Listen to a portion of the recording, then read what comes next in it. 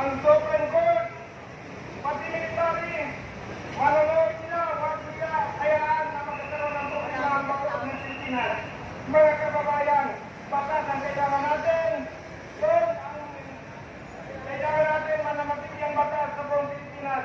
Paging justice tayo. Sana lahat tayo ay maninindigan tayo sa batas ng Pilipinas, ay manunungkulan sa Pilipinas, ay hindi.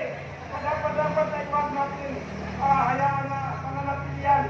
Sana mga kababayan natin, may pilihan natin ang dahilan ng taong bayan. Wassalamualaikum warahmatullahi wabarakatuh.